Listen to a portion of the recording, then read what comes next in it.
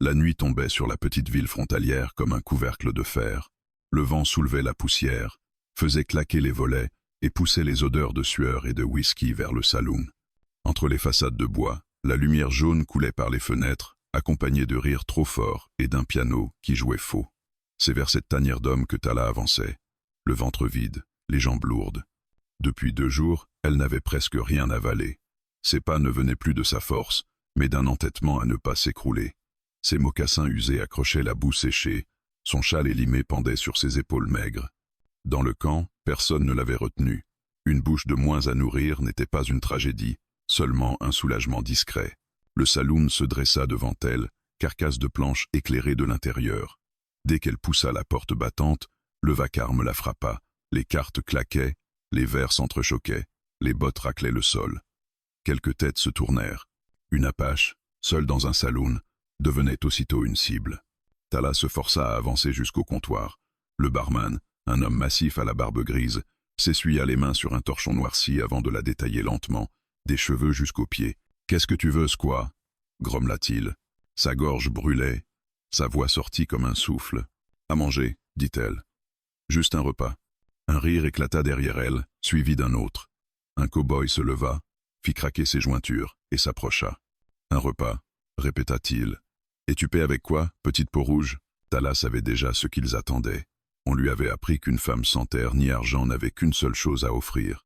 Sa main glissa mécaniquement de sa hanche à sa cuisse, geste qu'elle haïssait et qui pourtant venait tout seul. Ses yeux se troublèrent de honte. « Avec ce que je peux donner » murmura-t-elle.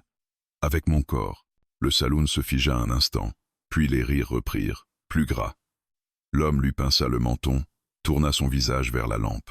« Pas mal, pour une sauvage » ricana-t-il. « Mais ici, on choisit ce qu'on paie. On ne ramasse pas ce que le désert vomit. » D'autres voix lancèrent des phrases obscènes.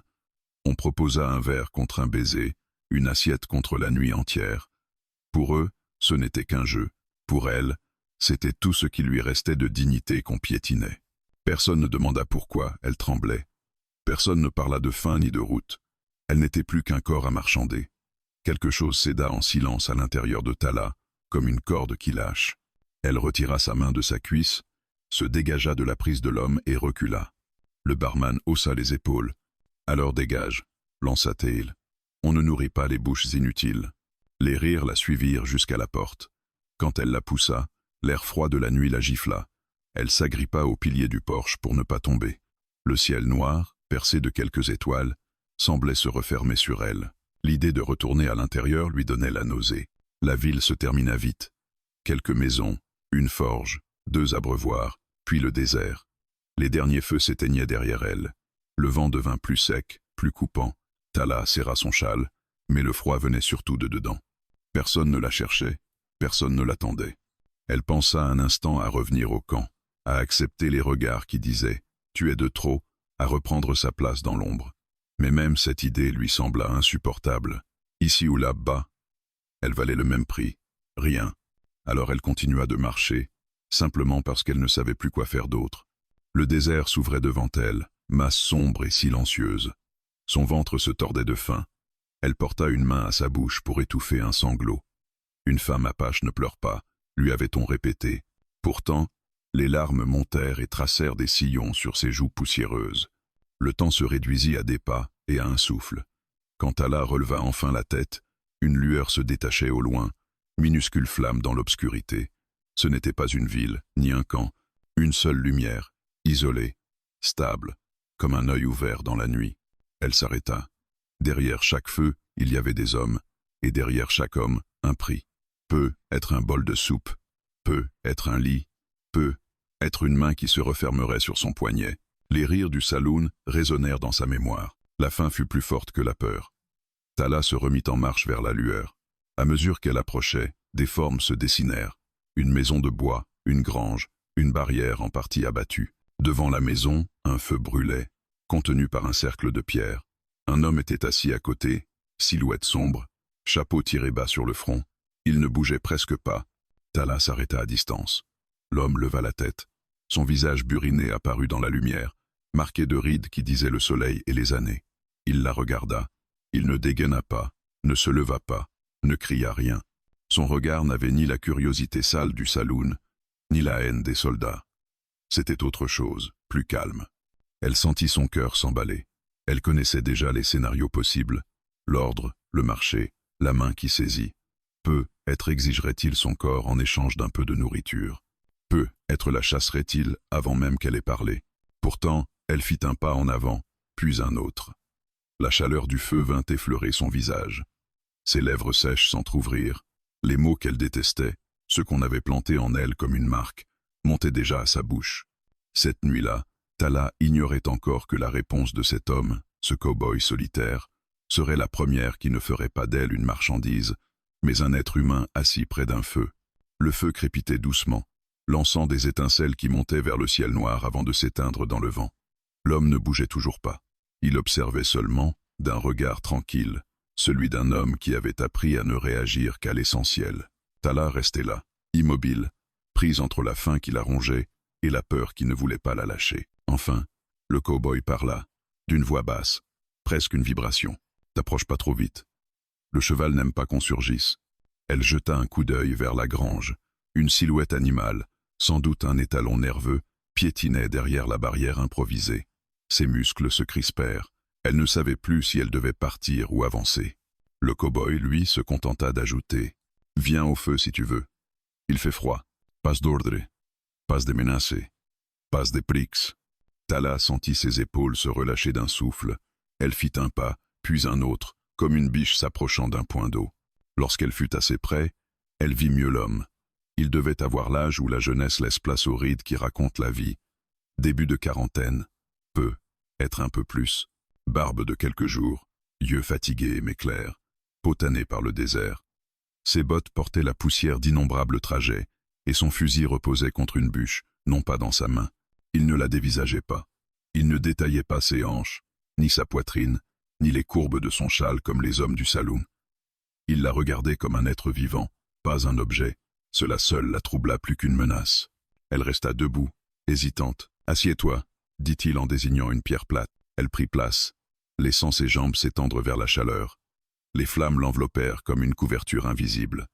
Pendant de longues secondes, aucun mot ne traversa l'espace entre eux. Le silence lui fit du bien. Un silence où elle n'était pas attaquée, pas évaluée, pas marchandée. Un silence rare. Puis il attrapa une vieille marmite noire posée près des braises. L'odeur monta immédiatement jusqu'à Tala. Viande, oignons, un soupçon d'herbe. Le parfum la transperça. Elle n'avait pas mangé depuis trop longtemps. Ses doigts tremblaient. Il servit une cuillerée dans un bol ébréché et le posa entre eux, à portée de sa main. « C'est ta femme. » Elle tendit la main, hésita, puis la retira. L'habitude revenait, réflexe plus fort que la raison. Elle posa les yeux sur lui. « Je peux payer avec ce que je suis. » Elle prononça ces mots d'une voix basse, presque inaudible, comme si elle récitait une phrase qu'elle avait répétée trop souvent. Le cow-boy se figea, non de désir mais de surprise. Il regarda Tala avec un sérieux presque douloureux, comme si ces mots venaient de frapper là où il ne s'y attendait pas. « Non, dit-il simplement. Juste ça. Un refus nu, sans jugement. » Tala crut d'abord avoir mal entendu. « Je peux travailler aussi. Nettoyer, couper du bois, n'importe. Mange d'abord, répondit-il. Le reste attendra. » Elle sentit son cœur s'emballer. L'homme ne demandait rien, rien du tout. Cela la déstabilisa plus qu'un prix élevé. Ses doigts se refermèrent autour du bol. Quand elle porta la première cuillerée à sa bouche, la nourriture brûlante lui arracha presque une larme. Elle dévora, pas avec voracité, mais avec une urgence silencieuse, comme quelqu'un qui a appris à manger sans bruit pour ne pas déranger. Le cow-boy ajouta un peu de ragoût chaque fois que son bol se vidait sans qu'elle demande. Quand enfin elle posa le bol vide, Tala posa la main sur son ventre, étonnée de sentir la chaleur se répandre à l'intérieur. L'homme reprit une bûche et la jeta au feu. Les flammes montèrent, éclairant son visage. Elle remarqua alors qu'il avait une cicatrice fine sur la joue, une autre sur l'avant-bras, des marques d'homme qui avaient vécu plus que nécessaire. « Tu viens d'où » demanda-t-il finalement. Tala secoua la tête. « De trop loin, et de nulle part. » Cette réponse sembla lui convenir. Il pointa le bout de sa botte vers la maison. « Si tu veux dormir, la grange est chaude. J'y tiens mes chevaux, mais il reste de la paille. » Elle le fixa. « Et toi, moi, je dors là, » dit-il en désignant le banc près du feu. Elle plissa les yeux. « Pourquoi » Il haussa les épaules. Le feu tient les bêtes dehors. Et ça me suffit. Tala sentit un vertige. Il ne rentrait pas dormir à l'abri, il lui laissait le seul endroit protégé du ranch. Rien de ce qu'il faisait n'avait de sens selon les règles du monde qu'elle connaissait. « Tu ne veux rien en échange ?» demanda-t-elle encore, comme pour vérifier. Son regard se posa sur elle, profond, calme, pas un regard d'homme qui voulait posséder. Non, pas pour un repas, pas pour un abri. Elle ouvrit la bouche, cherchant la logique. Il ajouta, comme s'il avait senti sa confusion, « J'ai vu trop de gens payer assez cher leur journée. Toi, tu m'as rien pris. Alors mange, dors, et reste près du feu si t'as froid. » Le vent fit frissonner les flammes. Tala sentit sa poitrine se serrer, non de peur, mais d'un sentiment étrange, inconnu, presque douloureux, de la gratitude. Une apache remerciant un cow-boy. Cela aurait fait rire tout un village. Elle se leva finalement, décidée à se rendre à la grange. Pourtant, au moment de faire un pas, elle se retourna. « Comment tu t'appelles » L'homme leva timidement les yeux, comme si la question réveillait un souvenir oublié. « Jonah » répondit-il. « Un nom simple, un nom sans menace. » Tala hocha la tête. « Je m'appelle Tala. » Ils échangèrent un regard silencieux, un fil fragile tendu entre leurs deux existences brisées. Puis elle marcha vers la grange, la chaleur du feu dans son dos. Cette nuit-là, pour la première fois depuis longtemps, elle dormit sans que personne ne pose sa main sur elle. Et Jonah resta près du feu, veillant sans le dire, comme si protéger un être humain n'était pas un devoir, mais une évidence. Demain, leur vie commencerait à s'enlacer. Mais pour l'instant, il n'y avait que la chaleur du feu et deux solitudes qui venaient de se rencontrer. Le premier rayon du soleil traversa une fente de la grange, dessinant une ligne dorée sur la paille. Tala ouvrit les yeux brusquement, comme elle l'avait toujours fait, prête à fuir, prête à frapper, prête à survivre. La douceur du lieu, pourtant, ne justifiait aucune alerte. L'odeur du foin et le souffle chaud des chevaux n'avaient rien d'hostile. Et pourtant, son cœur battait comme si elle se réveillait dans un camp ennemi. Elle se redressa lentement. Ses muscles étaient lourds, mais pas douloureux. Elle n'avait pas dormi d'un vrai sommeil depuis des semaines, peut-être des mois. Elle toucha son châle, toujours sur elle. Personne ne l'avait déplacé, personne ne l'avait regardé dormir. Pour elle, c'était un bouleversement plus grand que n'importe quel voyage. Au dehors, elle entendit le bruit du métal contre le bois. Jonah travaillait déjà. Elle resta assise un moment, observant les chevaux. L'un d'eux, un bel étalon brun, la fixait avec curiosité. Elle s'approcha doucement, paume levée. L'animal renifla sa main, puis gratta le sol d'un sabot comme pour dire qu'il acceptait sa présence. C'était la première créature vivante qui ne la menaçait pas ni ne la fuyait. Quand elle sortit enfin de la grange, la lumière la frappa en plein visage. Jonah était près de la barrière cassée, un marteau à la main. Son chapeau tiré bas. Son dos massif se soulevait à chaque coup qu'il portait contre les planches. Il ne leva pas la tête tout de suite. Quand il la vit, il s'arrêta. « Bien dormi ?» demanda-t-elle. La question la désarma. Personne ne lui avait jamais demandé ça. Elle hocha simplement la tête. « Yeah. Oui. » Jonah planta son marteau dans une bûche pour qu'il tienne droit et essuya son front. « J'ai préparé quelque chose pour le matin. Si tu veux manger. » Tala sentit la méfiance revenir. Pas de troc, pas de prix. Être que le piège viendrait plus tard. Être qu'il attendait qu'elle se détende pour réclamer quelque chose. Tout homme finit par vouloir une contrepartie. Du moins, c'était ce que son vécu lui avait appris. Pourtant, elle s'avança. Sur la table extérieure, il avait posé une assiette avec du pain dur mais frais, une marmelade de baies sauvages et un peu de viande séchée. Une telle abondance pour elle seule, elle n'y croyait pas. Jonah remarqua ses mains crispées autour de son châle. « Tu peux manger, dit-il. Personne ne te demandera rien. » Il disait ça d'un ton qui aurait presque permis d'y croire. Tala prit une bouchée. Les saveurs explosèrent dans sa bouche. La marmelade était sucrée, presque trop pour elle qui n'avait connu que le goût amer de la survie. Elle mangea lentement, comme si elle craignait que le repas disparaisse. Jonah retourna à son travail. Il ne la surveillait pas, ne lui tournait pas autour, ne la déshabillait pas du regard. Il martelait simplement les planches, concentré. Lorsqu'elle eut terminé, elle s'approcha de lui. Elle hésita quelques instants avant de parler. « Tu as besoin d'aide ?» Il leva les yeux, surpris. Pas méfiant, juste surpris. « Tu veux aider ?»« Je peux travailler, » dit-elle. « Je ne veux pas être un poids. » Jonah remit son chapeau en place. « Alors prends ces clous. Passe-les-moi quand je te le dis. » C'était un petit rôle, mais un rôle clair. Pas un service pour payer une dette, pas une obligation, une participation, comme une égalité fragile. Tala se posta à ses côtés.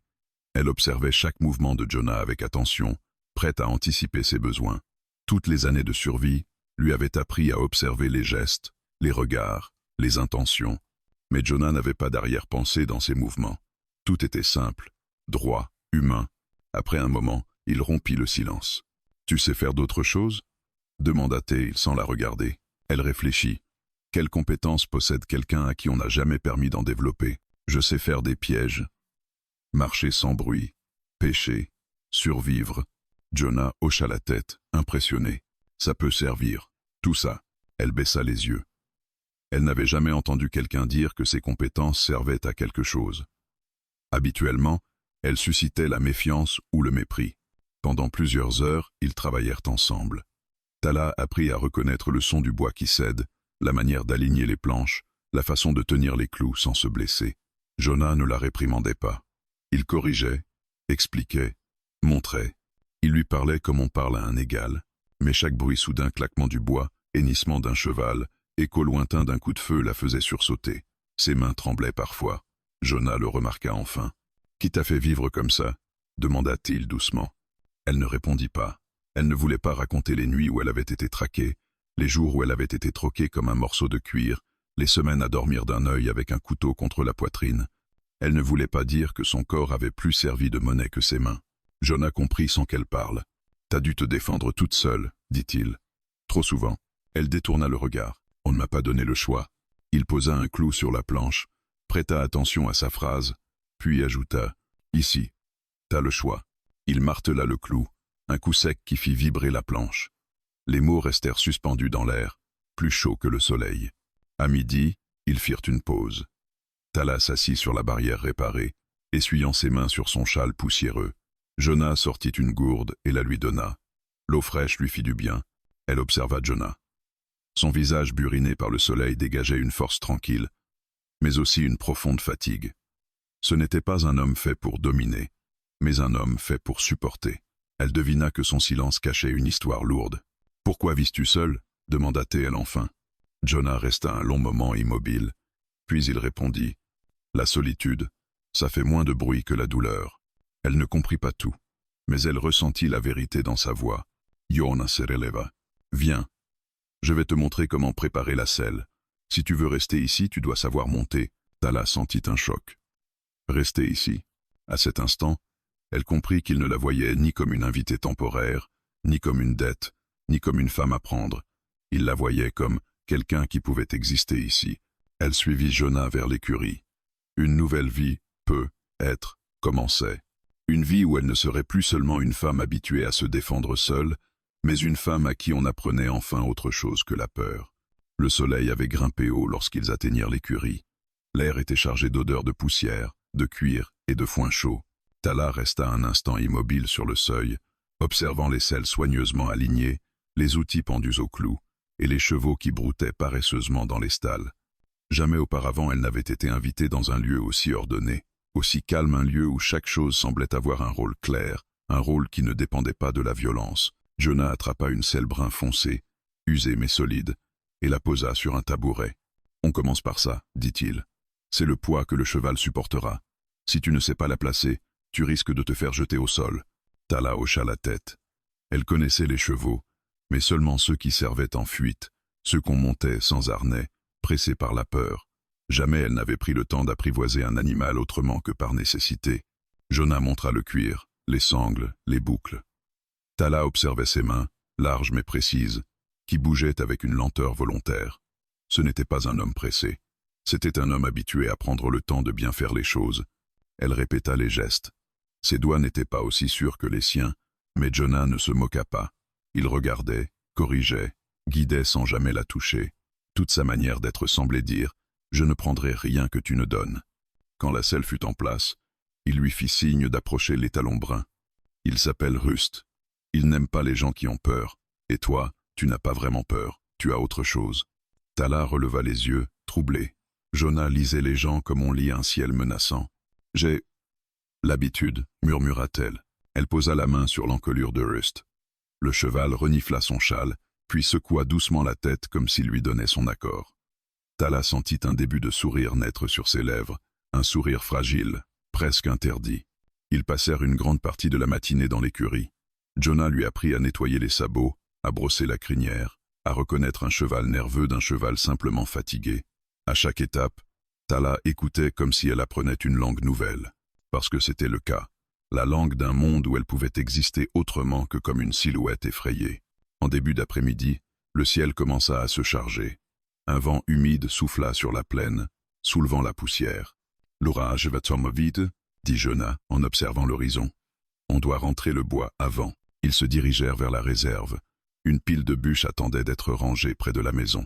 Tala prit une bûche, plus lourde qu'elle ne l'aurait cru, et la porta jusqu'au toit. Jonah fit de même. Ils travaillaient en silence, dans un rythme presque harmonieux. Mais au loin, un grondement se fit entendre. Le vent se durcit, l'air changea. Tala se raidit aussitôt. Les orages, pour elle, n'étaient jamais de simples orages. Ils étaient des nuits de fuite, des éclairs qui révélaient soudain un cavalier ennemi, des pluies qui effaçaient les traces mais qui rendaient la terre traîtresse. Elle revoyait les silhouettes armées, les cris, les feux qui s'éteignaient sous la pluie. Tala, appela Jonah doucement. Elle tremblait, sans s'en rendre compte. Une bûche glissa de ses bras et tomba lourdement au sol. « Tu n'as rien, dit-il, sans bouger vers elle. C'est juste un orage, ça passe toujours. » Elle essuya ses mains sur son châle, respirant vite.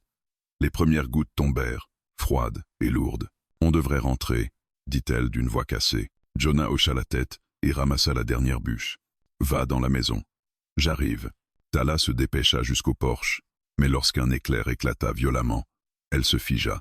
Son souffle se coupa. L'orage la replongeait trop profondément dans ses peurs. Elle resta là, immobile, incapable d'entrer. Jonah la rejoignit en quelques pas. « Sestrien, murmura-t-il. Viens. » Il ouvrit la porte de la maison. Une chaleur douce en sortit, odeur de bois et de laine. Tala posa un pied à l'intérieur puis s'arrêta, le cœur battant. Que voulait-il en échange d'un abri? Le saloon repassa dans sa mémoire. Les hommes qui souriaient en coin, les mains insistantes, les dettes qu'on ne refusait pas. Jonah vit sa peur. Il comprit. Alors il fit quelque chose que Tala n'aurait jamais imaginé. Il posa la bûche, recula de 2 pas, et dit simplement « Je dors dans la grange. Toi, tu dors ici. » Elle le fixa, incrédule. « Tu vas dehors, sous l'orage? Je suis cow-boy, Tala. J'ai connu pire. Toi, tu as besoin de chaleur. » Elle sentit quelque chose se briser en elle. Pas une douleur, une barrière. « Je ne veux pas te prendre ta place, » dit-elle d'une voix fragile. Il secoua la tête. « Je ne te la donne pas. Je te l'offre. C'est différent. » Elle eut un frisson qui n'avait rien à voir avec le froid. Jonah attrapa une couverture sur le dossier d'une chaise et la lui tendit sans la toucher. « Tu te reposes ici. Je veille le temps que la pluie tombe. » Le ton était final, ferme, protecteur. Il sortit ensuite, refermant la porte derrière lui. Par la fenêtre, Tala le vit s'asseoir sous le porche, aussi immobile qu'une montagne, les bras croisés, surveillant l'horizon comme un chien de garde silencieux. L'orage éclata. Le tonnerre secoua la terre. La pluie martela le toit. Jonah ne bougeait pas. Tala resta près de la fenêtre pendant longtemps, la couverture serrée contre elle. Elle sentit quelque chose qu'elle n'avait pas ressenti depuis l'enfance. La possibilité de s'endormir sans craindre qu'une main la secoue, qu'une voix la réclame, qu'un danger surgisse. Jonah était là. Pas à l'intérieur. Pas trop près. Mais là, pour la première fois, elle comprit que cet homme n'attendait rien, qu'il n'achèterait rien, qu'il ne prendrait rien. Il offrait seulement. Et pour elle, c'était plus déroutant que n'importe quelle menace. Elle finit par s'allonger sur la paillasse près du feu. Le bruit de la pluie devint apaisant, presque doux. La chaleur de l'âtre enveloppa son corps comme une promesse silencieuse. Juste avant de sombrer dans le sommeil, elle pensa « Cet homme ne ressemble à aucun autre. » Elle s'endormit. Et Jonah, dehors, resta immobile, veillant comme si son rôle n'était pas de posséder, mais simplement de protéger. Le lendemain matin, le silence qui régnait sur le ranch n'avait rien de menaçant. C'était un silence calme, presque tendre, traversé seulement par le grattement régulier des poules dans la cour et le hennissement nonchalant des chevaux. Tala ouvrit les yeux, surprise de sentir un confort qu'elle ne reconnaissait pas, celui d'une nuit sans cauchemar, sans terreur, sans main qui cherchait à la saisir dans l'obscurité. Le feu était encore tiède dans l'âtre. Jonah avait dû le raviver à l'aube. Elle se leva lentement, enroulant la couverture autour d'elle. Une odeur de café flottait dans l'air, mélange amer et rassurant. Quand elle poussa la porte de la maison, Jonah était là, assis sur une marche du porche, une tasse à la main, le regard perdu vers l'horizon comme si quelque chose là, bas l'appelait. Il ne se retourna pas tout de suite, mais un léger mouvement de tête indiqua qu'il avait senti sa présence. « Bien dormi ?» demanda-t-il. Elle se demanda s'il savait à quel point cette question la bouleversait encore. « Oui, mieux que je ne me souvenais possible. » Jonah hocha la tête sans un sourire, mais elle sentit que sa réponse lui faisait vraiment plaisir. Ils partagèrent un petit déjeuner simple, du pain légèrement grillé, un peu de viande salée et du café que Tala trouva trop amer, mais qu'elle força pourtant à avaler, ne voulant pas paraître ingrate. Jonah travaillait déjà à un tas de cordes, vérifiant chaque nœud, avec une attention presque excessive. Elle vit alors qu'il portait autour du cou une fine chaîne métallique, qu'il cachait constamment sous sa chemise. Lorsque la brise souleva légèrement le tissu, Tala aperçut ce qui pendait au bout, une petite chevalière gravée. Peut être un nom, peut être un serment, quelque chose de personnel, trop lourd pour être abandonné. Elle détourna les yeux avant qu'il ne remarque qu'elle l'avait vu. Après avoir mangé, Jonah posa sa tasse et commença à trier des lettres soigneusement rangées dans une boîte en bois. Tala, restée à distance, se sentit attirée par ce geste. Les lettres n'avaient rien de banal. Elles étaient pliées, abîmées par le temps, certaines scellées, d'autres ouvertes, mais manifestement non relues depuis longtemps. Elle perçut dans son silence une tension invisible, une blessure qui respirait encore. « Ce sont des messages importants ?» demanda-t-elle avec prudence. Jonah se raidit légèrement. Il plia la lettre qu'il tenait et referma la boîte d'un mouvement sec. « On peut dire ça, » répondit-il. Sa voix n'était pas dure. Elle était éteinte. Il se leva, la boîte sous le bras, et la rangea à l'intérieur de la maison, comme on range quelque chose de fragile qu'on ne veut ni détruire ni voir. Tala sentit qu'elle avait touché une zone interdite, un territoire intime qu'elle ne connaissait pas encore. Elle avait l'habitude que les hommes dévoilent facilement leur colère, leurs besoins, leurs demandes. Mais Jonah, lui, cachait ses blessures comme un animal blessé qui refuse d'être secouru. Elle décida de ne plus poser de questions. Pour briser la tension, Jonah proposa qu'il s'occupe des chevaux. Rust, les talons bruns, hennissait avec impatience. « Il veut courir » dit Jonah. « Tu viens » Tala acquiesce. Ils scellèrent les chevaux ensemble. Jonah ne la tenait jamais, ne la guidait jamais par la main, ne touchait même pas son bras pour corriger un geste. Il expliquait, montrait, puis la laissait faire. Cette façon de lui laisser son espace lui donnait un sentiment étrange, celui d'être respecté. Ils partirent sur la plaine, lentement d'abord. Tala apprit à sentir le rythme du cheval, à anticiper ses mouvements. Jonah avançait à côté d'elle, calme et silencieux. « Tu te débrouilles bien », dit-il après un moment. Elle sentit un frisson lui parcourir la peau. Un compliment, pas du genre qui transforme une femme en marchandise, pas du genre qui prépare une demande. Un vrai compliment. Elle baissa les yeux. « J'ai appris vite dans ma vie.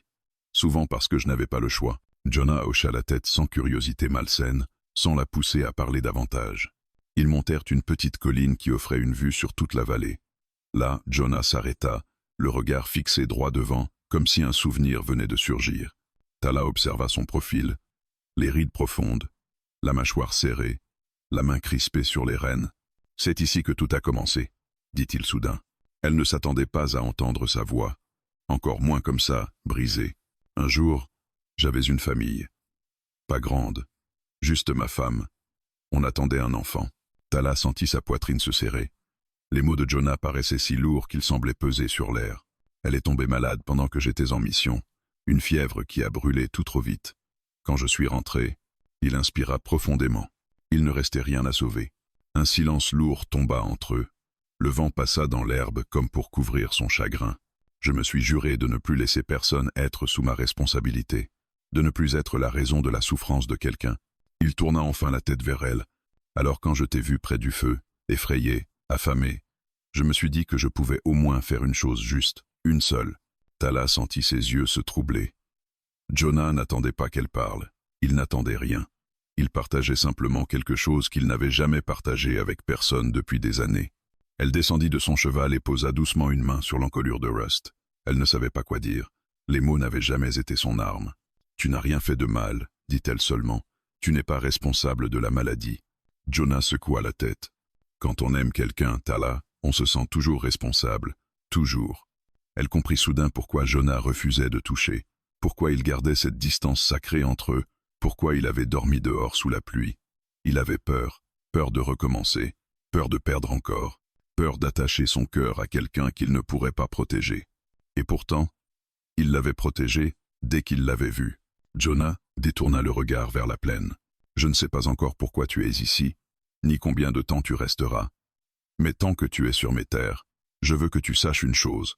Tu n'es pas un poids, et tu n'es pas une dette. » Le vent souffla plus fort.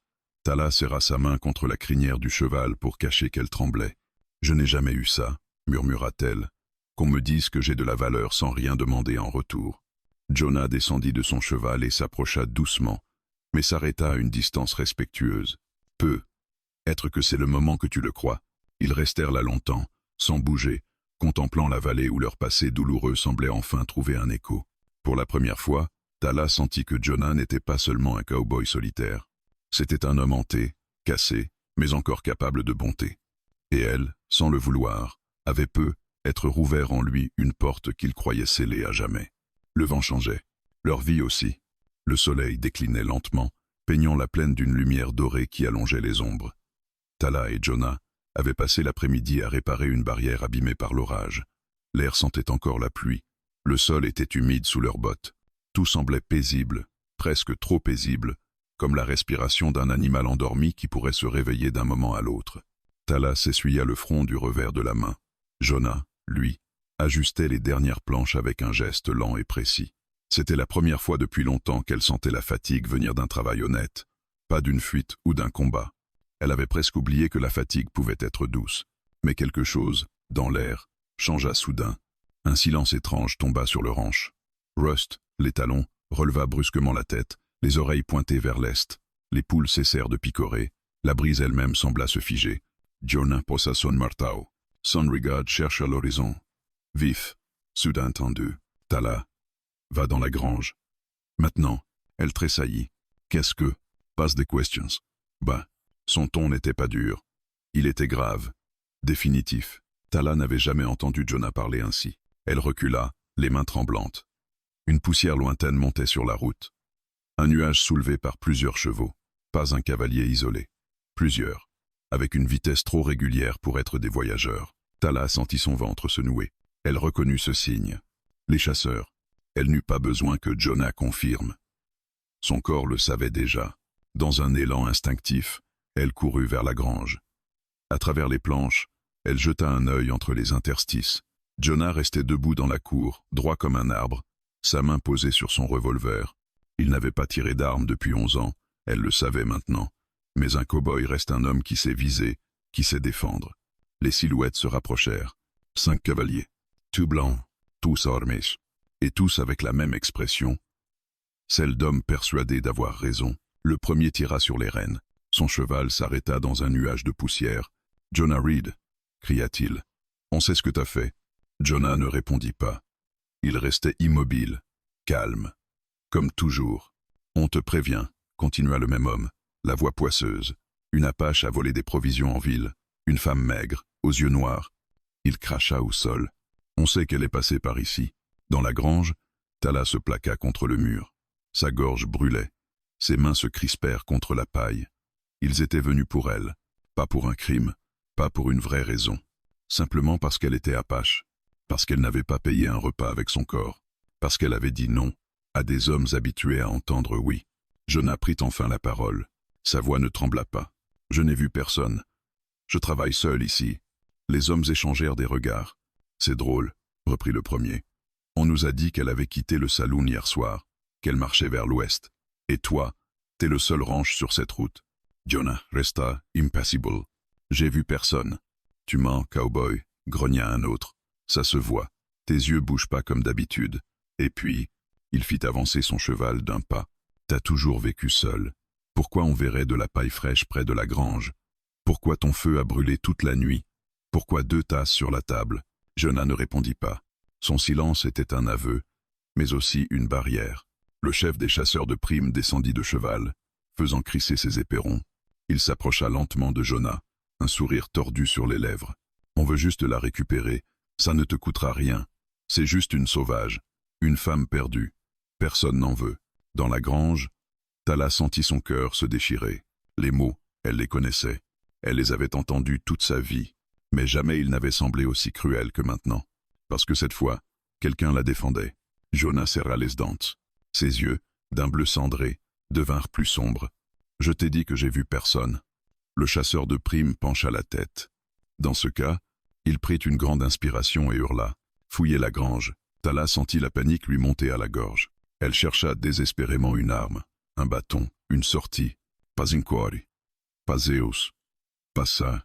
Mais Jonah fit un pas en avant, se plaçant entre les hommes et la grange, la main posée sur son revolver. Non, dit-il. Qu'a suffit. Le chef éclata de rire. Tu vas nous arrêter? Toi, tout seul?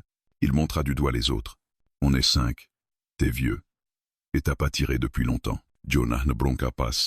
Peut être. Mais je n'ai rien à perdre. Un silence. Un silence lourd. Un silence qui n'appartenait plus à personne. Puis tout se passa très vite. L'un des chasseurs posa le pied à terre. Jonah dégaina en un éclair. Le claquement du chien résonna. Le chasseur leva les mains. Figé. Le chef cessa de sourire. Jonah, baisse ton arme. Vous ne fouillerez pas ma grange. Les chevaux s'agitèrent. Le vent se leva. On aurait dit que la terre elle-même retenait son souffle. Puis le chef recula d'un pas. Il observa Jonah, jaugea la détermination dans ses yeux, et comprit. Ce n'était pas un tir de menace. Ce n'était pas un geste impulsif. C'était la promesse d'un homme qui protégeait ce qui restait de bon dans sa vie. Très bien, grogna-t-il. Il cracha au sol. On reviendra. Il remonta sur son cheval. Et si on découvre que tu as menti, tu paieras cher ton héroïsme inutile. Les chasseurs firent demi-tour dans un nuage de poussière. Au loin, leurs silhouettes rapetissèrent, puis disparurent. Jonah resta immobile un moment. Puis il rangea lentement son revolver. Ses mains tremblaient légèrement. Tala sortit de la grange, les jambes encore vacillantes. Quand Jonah la vit, il respira enfin, comme s'il avait retenu l'air trop longtemps. Elle s'avança, les yeux brillants. « Jonah, tu aurais pu mourir. » Il haussa les épaules, mais sa voix se brisa presque. « J'aurais pas pu vivre en te laissant partir avec eux. » Elle sentit une larme rouler sur sa joue. Elle la balaya d'un geste rapide, gêné. « Je ne mérite pas que tu risques ta vie pour moi. » Jonah la regarda longuement. « Tu mérites plus que tu ne le crois. » Il ajouta, plus doucement. « Et moi, j'avais besoin de me rappeler que je peux encore protéger quelqu'un. » Le soleil couchant baignait le ranch d'une lumière rouge. Tala comprit que quelque chose venait de changer entre eux, quelque chose d'invisible, mais immense. Il venait de risquer sa vie, elle venait de comprendre ce que cela signifiait. Et aucun des deux ne serait plus jamais le même. Le soir tomba plus vite que d'habitude, comme si le jour lui-même se retirait pour laisser place à quelque chose de plus sombre. Tala et Jonah avaient passé les heures suivantes dans un silence lourd, chacun encore secoué par la confrontation du matin. Les chasseurs de primes partis, la poussière dispersée par leurs chevaux avait fini par retomber, mais la tension, elle, restait suspendue dans l'air. Jonah rangeait les outils près de la grange. Ses gestes étaient précis, méthodiques, mais Tala voyait bien que ses mains tremblaient par moments. Il avait risqué sa vie pour elle. Et dans son regard, elle avait lu quelque chose de plus profond, de plus fragile qu'elle ne l'aurait cru possible, la peur de perdre quelqu'un encore une fois. Tala, elle, n'arrivait pas à trouver le repos. Elle avait l'impression que quelque chose rôdait autour du ranch, une ombre qui n'attendait qu'un moment d'inattention. Les chasseurs avaient dit qu'ils reviendraient, et les hommes comme eux tiennent toujours leurs promesses. Quand le ciel devint entièrement noir, Jonah alluma une lanterne près de la porte. « On fera les tours de garde à 2, dit-il. Je prends le premier. Tu prends le second. » Tala secoua la tête. « Je ne dormirai pas. » « Pas cette nuit. » Il hésita, puis hocha la tête. Alors on reste éveillés tous les deux. Ils s'installèrent sur le porche, comme la nuit de l'orage. Mais cette fois, le vent était sec et pesant. Rust hennit dans la grange, agité. Les autres chevaux piaffaient, comme s'ils sentaient une menace invisible. Tala plissa les yeux vers la colline. « Jonah, tu vois ça? Une lueur. Minuscule au début. Puis 2. Puis 3. Jonah se redressa brusquement. « Merde, ils sont revenus, » murmura Tala. « Pas 5. Pas autant que le matin, mais 3 silhouettes suffisaient. Ils n'ont pas accepté ton refus, dit-elle. « Non, » répondit Jonah. « Ils veulent te ramener. Ou me punir. Ou les deux. » La colère, froide et tranchante, monta en lui. « Rentre dans la maison. » Tala. « Non. Je t'ai dit rentre. Elle avança d'un pas. Tu as risqué ta vie pour moi aujourd'hui. Je ne te laisserai pas affronter ça seule. Elle ne criait pas. Sa voix était calme, ferme, et Jonah comprit qu'aucun ordre ne la ferait plier. Il serra les dents. Alors reste derrière moi. Toujours. Ils avancèrent vers la cour. Les silhouettes s'approchaient. Les chevaux étaient épuisés, mais les hommes, eux, semblaient animés par une rage sordide. Le chef, le même que le matin, descendit de cheval. Jonah Reed. Te voilà encore à jouer au héros. Il sourit, un sourire mauvais. Cette fois, on ne repartira pas les mains vides. Jonah posa sa main sur son revolver. Je n'ai rien à te donner. Si, ta dignité, ton ranch, et la femme. Il cracha au sol, ce qui revient au même. Tala sentit la haine monter dans sa poitrine, brûlante. Je n'appartiens à personne, dit-elle doucement. Oh mais si, grogna le chef. Les sauvages appartiennent à ceux qui les trouvent. Et toi, petit Apache, tu nous as humiliés.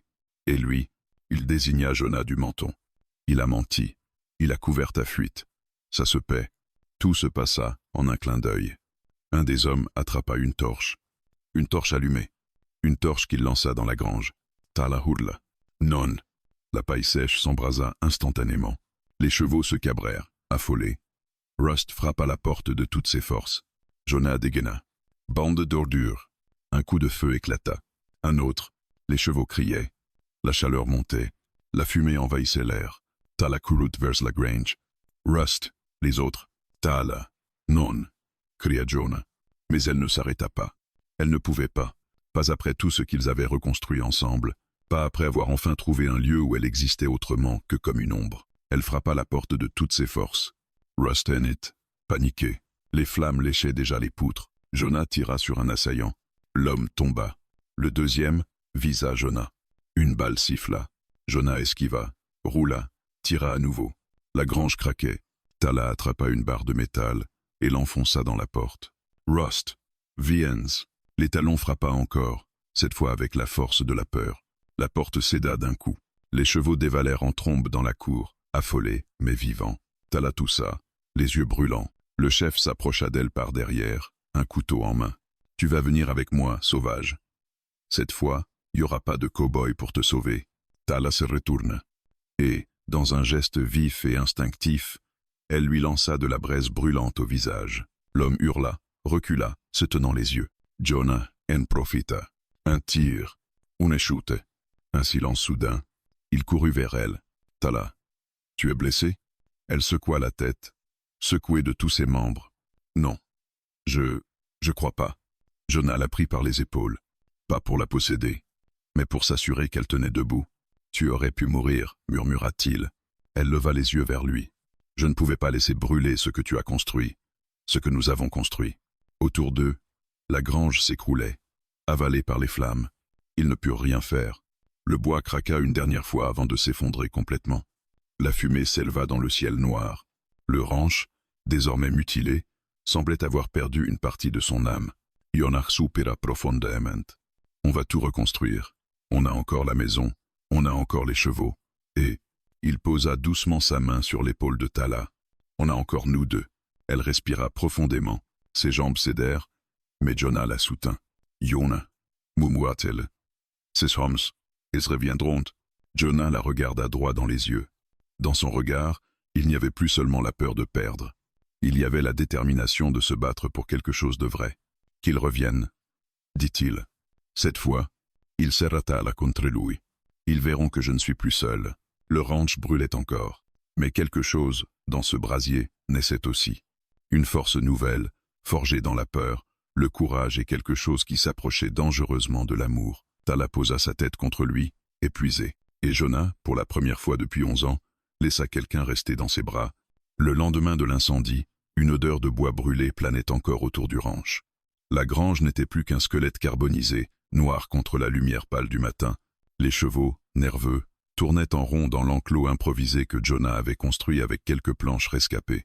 La terre était parsemée de cendres, et chaque coup de vent soulevait un nuage gris qui rappelait la violence de la veille. Tala se tenait près du foyer, en silence. Ses vêtements portaient encore les traces de fumée. Ses yeux, cernés, racontaient une nuit sans sommeil. Elle avait passé des heures à revivre les flammes, le couteau du chasseur, le regard déterminé de Jonah. Elle n'arrivait pas à comprendre comment un homme pouvait donner autant, risquer autant, pour elle. Son esprit cherchait encore une logique qui n'était pas celle du monde qu'elle avait connu jusque-là. Jonah, de son côté, réparait sans relâche. Depuis que le soleil s'était levé, il n'avait pas arrêté clouer, couper, porter, trier. Il travaillait comme si son corps avait besoin de sentir le poids des tâches pour garder l'esprit loin du chaos. Pourtant, Tala voyait bien que quelque chose en lui s'était fissuré. Son silence n'était plus celui d'un homme habitué à la solitude. C'était celui de quelqu'un qui portait une peur nouvelle, plus profonde. Il s'arrêta enfin, essuyant son front avec le revers de sa manche. « Il nous faut un abri pour les chevaux, » dit-il. « Avant la nuit, nous. » Tala sentit son cœur se serrer. Il la voyait comme faisant partie de ce lieu, de ce combat. « Je peux t'aider, » murmura-t-elle. Jonah secoua la tête. « Tes mains sont encore brûlées. » Il désigna discrètement les petites cloques à la base de ses doigts, souvenir de la braise qu'elle avait lancée sur le chasseur. Elle serra les poings. « Senestring, y a connu pire. Ça ne veut pas dire que tu dois continuer de souffrir pour prouver quelque chose, » répondit Jonah. Il parla d'une voix douce, une douceur qui la désarma plus qu'une menace.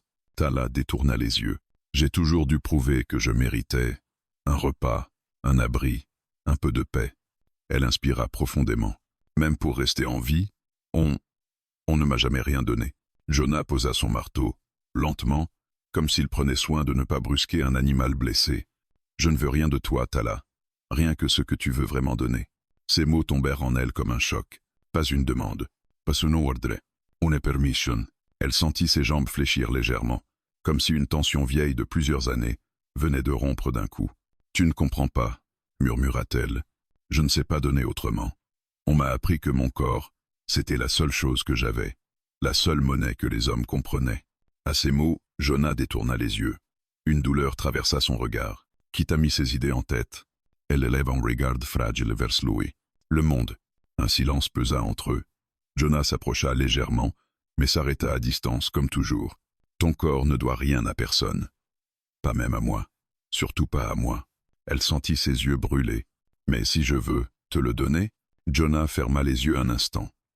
Une lutte intérieure, violente, passa dans son expression. Tala. Ça vaut exprimer ça presque. Je ne veux pas être un homme comme ceux que tu as connus.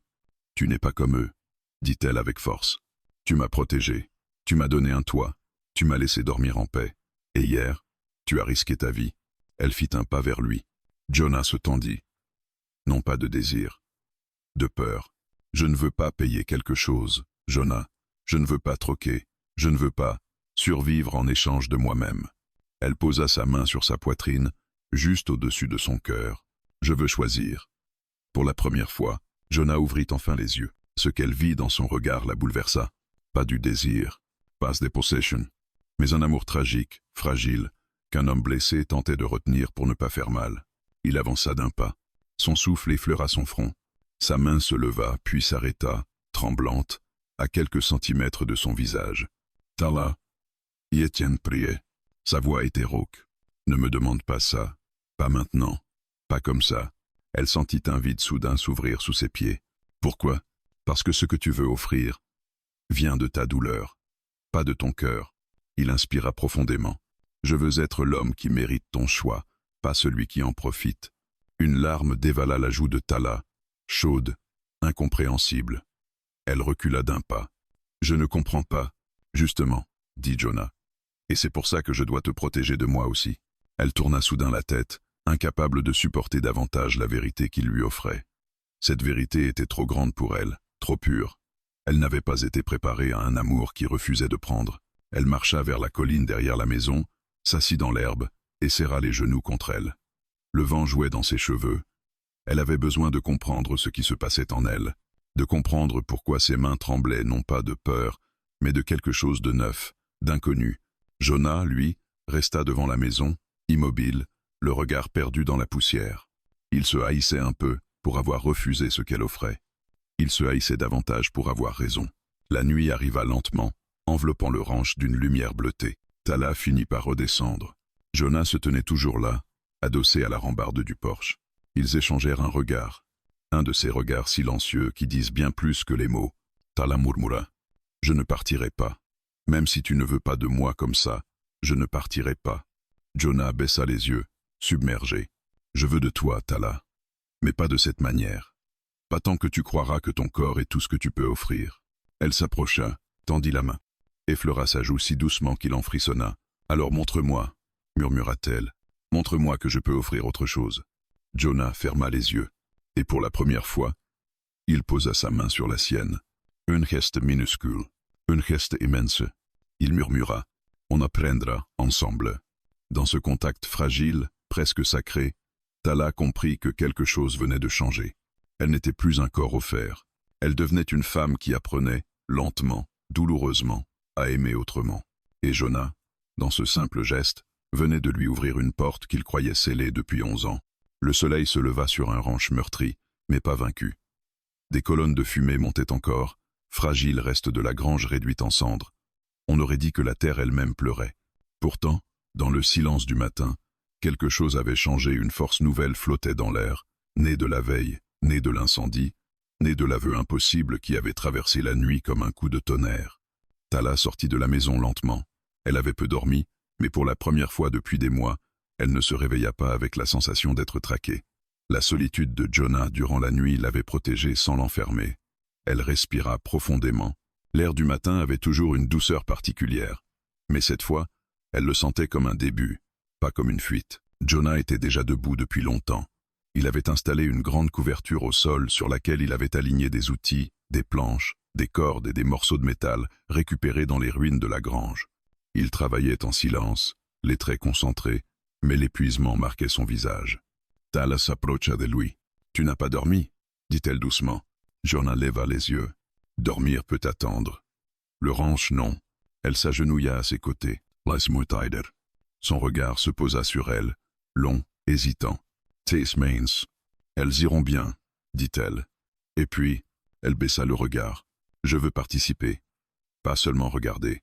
Pas seulement survivre ici comme une ombre. » Jonah resta silencieux un moment, puis hocha finalement la tête. « Alors tu es avec moi, pour tout ce qu'il y a à reconstruire. » Ces mots firent battre le cœur de Tala un peu plus vite. Pas pour aujourd'hui, pas pour le danger, pour tout, pour l'avenir. Elle prit un marteau. Le métal froid dans sa main la surprit. « Qu'est-ce que tu veux que je fasse ?» demanda-t-elle. Jonah lui montra doucement, sans toucher sa peau, comment tenir l'outil, comment aligner les clous, comment évaluer la solidité d'une planche. Il n'y avait jamais de geste brusque, jamais de pression, seulement la patience. Une patience que Tala n'avait jamais connue. Ils travaillèrent ainsi des heures, sous un soleil qui montait haut, ensemble, comme deux êtres qui n'essayaient pas seulement de sauver un ranch, mais aussi de se sauver l'un l'autre. À midi, ils s'arrêtèrent pour boire. Tala observa Jonah, assis sur une bûche, en train d'aiguiser une pièce de métal inutile. Ce n'était pas l'objet qu'il retraçait, c'étaient ses pensées. « Tu penses aux chasseurs ?» demanda-t-elle. « Je pense à ce qui aurait pu arriver, » répondit-il sans la regarder. Tala s'assit près de lui. « Tu m'as sauvé. 2 fois. » Jonah secoua la tête. « Je t'ai protégé. C'est différent. Pour moi, ça ne l'est pas, » murmura-t-elle. Il haussa les épaules, mais ses yeux se troublèrent légèrement. « J'ai perdu quelqu'un autrefois. Je t'ai déjà dit ça. » Il tourna son regard vers la plaine brûlée. « J'ai juré de ne plus jamais laisser entrer personne dans ma vie. Les murs que j'ai construits autour de moi, ils ne se sont pas écroulés facilement. »« Alors, pourquoi moi ?» demanda Tala. Jonah prit une grande inspiration. « Parce que tu ne m'as rien demandé. Pas un sourire, pas une dette, pas une promesse. » Il la fixa, et elle sentit que ces mots venaient de très loin, d'un endroit en lui qui n'avait pas été ouvert depuis 11 ans. « Parce qu'en te voyant près du feu, j'ai su que tu allais mourir si je ne faisais rien. Et je ne pouvais plus rester l'homme qui regarde mourir les autres. » Tala sentit une chaleur étrange monter en elle. Pas celle du feu, celle d'un espoir qu'elle n'avait jamais osé imaginer. Elle posa sa main sur la terre, entre eux. « Jonah, je ne veux plus être celle qui rampe d'un lieu à l'autre en suppliant pour un repas ou un toit. » Elle leva les yeux vers lui. « Je veux choisir, pour moi, pour la première fois de ma vie. » Jonah ne bougea pas, mais son regard se fit plus intense. « Et tu choisis quoi, Tala ?»« Un silence, une respiration, un battement de cœur. Je choisis de rester ici, » dit-elle d'une voix qui tremblait un peu. « Pas parce que je n'ai nulle part où aller, pas parce que je te dois quelque chose. » Elle appuya sa main contre le sol du ranch. « Mais parce que je veux être ici, avec toi. » Jonah se figua. Le vent se calma. Même le monde sembla retenir son souffle. Tala sentit son cœur battre fort contre sa poitrine. Je ne sais pas aimer comme les autres. Je ne sais pas quoi offrir. Je n'ai jamais eu le droit d'apprendre à construire quelque chose. Mais si tu me laisses, je veux tout apprendre ici. Sa voix se fit presque un chuchotement. Pas pour te payer, mais parce que j'en ai envie. Cette fois, Jonah posa sa main sur la sienne. Pas par hésitation, pas par accident, mais parce qu'il le voulait vraiment. La chaleur de ce contact la traversa entièrement. Un choc doux, une promesse silencieuse. Alors reste, dit-il. Sa voix, d'habitude si calme, vibrait légèrement. Pas comme une invitée, pas comme une protégée. Il inspira profondément, comme quelqu'un qui a sa place ici, comme quelqu'un qui a sa place avec moi. Les mots pénétrèrent en elle comme une lumière dans la nuit. Elle ne sut pas quoi dire. Elle n'avait jamais imaginé qu'on lui propose cela un jour. Jonah retira lentement sa main, comme s'il craignait de la brusquer. Tu n'as rien à prouver. Ni par ton corps, ni par ta peur, ni par ton passé. Il ajouta doucement. Ici, Tala, tu es libre de devenir celle que tu veux être. Elle sentit ses yeux s'embuer. Alors je veux commencer maintenant. Ils passèrent le reste de la journée à reconstruire un abri pour les chevaux. Tala apprit à soulever les poutres, à équilibrer le poids, à nouer des cordes solides. Jonah la laissait se tromper, recommencer, trouver sa force. Chaque erreur était une leçon, chaque réussite, une victoire. Au coucher du soleil, l'abri tenait debout, solide, fièrement dressé comme un symbole de leur travail commun. Tala les contempla longuement. Nous l'avons fait, murmura-t-elle. Jonah sourit, un sourire discret, mais le premier vrai sourire qu'elle voyait sur ses lèvres. Oui, Tala, on l'a fait ensemble. La nuit s'installa doucement. Le feu crépitait dans la cour. Tala s'assit près du foyer. Jonah vint s'installer à côté d'elle, leurs bras presque côte à côte. Pour la première fois, ce n'était pas un hasard. Pour la première fois, ce n'était pas une distance imposée. Pour la première fois, ce n'était pas une protection. C'était un choix. Tala posa sa tête contre l'épaule de Jonah timidement, mais volontairement. Il ne bougea pas. Il posa simplement sa main contre la sienne, lentement, avec une tendresse infinie, et Tala comprit enfin ce qu'elle avait choisi, une vie où elle n'aurait plus à offrir son corps pour survivre, une vie où elle pourrait offrir son cœur, librement, une vie où, pour la toute première fois, elle était vraiment chez elle. La nuit tombait lentement sur la plaine, étirant les ombres des collines et enveloppant le ranch d'un calme nouveau. Le ciel se teinta d'un bleu profond, tandis que les étoiles apparaissaient une à une, comme si elles retrouvaient enfin la permission de briller au-dessus de cette terre meurtrie. Depuis l'incendie, quelque chose avait changé ici. Le chaos avait laissé place à une étrange clarté, celle qui naît seulement après avoir frôlé la perte, après avoir combattu, après avoir choisi. Tala et Jonah avaient passé la journée à rebâtir ce qui avait été détruit. Les chevaux, désormais abrités sous un nouvel auvent, broutaient paisiblement la luzerne sèche. Le ranch portait encore les marques du feu, mais il tenait debout.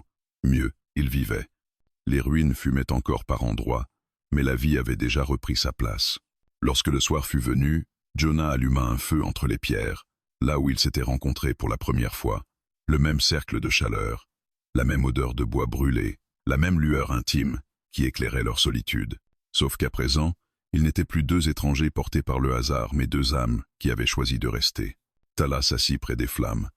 Elle regardait le feu avec une expression qu'elle n'avait jamais eue, un mélange de paix et d'avenir. Jonah s'installa un peu plus loin, comme par habitude, laissant l'espace nécessaire. Mais Tala tourna légèrement la tête et murmura « Tu peux t'approcher ». Jonah souleva un sourcil surpris. « Je ne veux pas t'imposer. »« Tu ne t'imposes pas, dit-elle doucement. Pas ce soir, pas maintenant. » Il hésita, puis il s'avança. Il s'assit à côté d'elle, pas trop près, mais pas loin non plus. Assez pour partager la chaleur du feu. Assez pour que leur silence devienne une conversation. Tala observa les flammes. « Je n'ai jamais pensé vivre une nuit comme celle-ci. »« Moi non plus, » admit Jonah. Elle tourna la tête vers lui. « Pourquoi ?»« Il kerchases mots, causerare que lui. » Parce qu'après ce que j'ai vécu, j'avais décidé que ma vie serait un désert, une terre plate sans attache, sans chaleur. J'ai fermé toutes les portes, même celles qui menaient à moi. Il regarda ses mains, cailleuses, brûlées par le bois, fatiguées. Puis tu es arrivée, dans la nuit, amaigrie, tremblante, au bord de l'effondrement. Et j'ai compris que, il s'interrompit, que tout ce que j'avais essayé de fermer revenait à s'ouvrir. Tala sentit sa gorge se serrer. Ce n'est pas ce que je voulais te faire. Je sais, dit Jonah en levant les yeux, et c'est pour ça que ça m'a touché. Elle inspira lentement. Moi, j'ai toujours vécu dans la peur. Pas parce que je ne savais pas me défendre, mais parce que je savais que personne ne viendrait jamais m'aider. Je n'ai jamais eu un chez moi. Elle toucha du bout des doigts la terre sèche. Jusqu'à toi. Un silence. Un silence qui brûlait plus que les flammes. Jonah parla doucement. Tala, ce que tu as fait pendant l'incendie. Sauver les chevaux. Me sauver. Risquer ta vie pour une grange. Il secoua la tête. Je n'avais pas vu une telle force depuis longtemps. Elle baissa les yeux, presque gênée. Je n'ai pas fait ça pour être forte. Elle marqua une pause. Je l'ai fait parce que j'ai réalisé que ce ranch, ce n'était plus un lieu étranger, plus un refuge temporaire. Elle posa une main sur sa poitrine. C'était devenu un endroit qui comptait pour moi. Et Jonah, qui n'avait pas pleuré depuis des années, sentit quelque chose remonter en lui. Pas une larme, pas encore, mais une brûlure au fond de ses yeux, un poids qui se soulevait peu à peu. Le vent souffla légèrement sur leur visage, portant l'odeur des cendres et celle de l'herbe fraîche. Tala prit une inspiration. Jonah, elle hésita. Je sais que tu as peur d'aimer encore, que tu as peur de perdre, et je ne veux pas remplacer quelqu'un dans ton cœur. Je veux juste être à ma place. Jonah se tourna vers elle. Tala, tu ne remplaces personne. Il pinça ses lèvres, cherchant ses mots. Tu prends une place qui n'avait jamais existé avant toi. Ces mots frappèrent Tala plus fort que n'importe quelle tempête. Elle détourna le regard pour cacher que sa respiration tremblait. Jonah ajouta, la voix plus basse, « Je ne veux pas te posséder. Je ne veux pas te retenir. Mais si tu veux rester, si tu veux partager ce feu, cette terre, cette vie, tu seras chez toi ici. » Elle releva les yeux. Jonah, il reste. Il ne bougea pas. Il ne dit rien. Mais un sourire discret passa sur son visage. Un sourire qui n'appartenait qu'aux hommes qui redécouvrent la lumière après une longue nuit. Tala approcha alors sa main de la sienne. Cette fois, Jonah ne recula pas. Il la laissa venir. Il la laissa poser ses doigts contre les siens. C'était un geste simple. Mais pour eux, c'était une promesse. Tala se rapprocha un peu plus. Pas pour offrir son corps, pas pour payer une dette, mais parce qu'elle en avait envie. Elle posa doucement sa tête contre l'épaule de Jonah. Il inspira, surpris, puis il passa son bras autour d'elle. Pas pour la prendre, pas pour la guider, pour la tenir, pour la garder en sécurité, pour la garder près du feu. Les flammes dansaient, la nuit tombait, mais pour la première fois depuis des années, ni Jonah ni Tala ne craignaient le lendemain. Ils étaient ensemble, deux êtres brisés qui apprenaient à se reconstruire, deux âmes solitaires qui apprenaient à aimer, deux survivants qui avaient trouvé plus qu'un refuge. Ils avaient trouvé un foyer. Tala murmura, la voix à peine audible. « Jonah, merci de m'avoir laissé rester. » Jonah répondit simplement, comme il l'avait fait le premier soir, « Reste près du feu, tant que tu veux. » Et Tala sut que, cette fois, elle resterait pour toujours.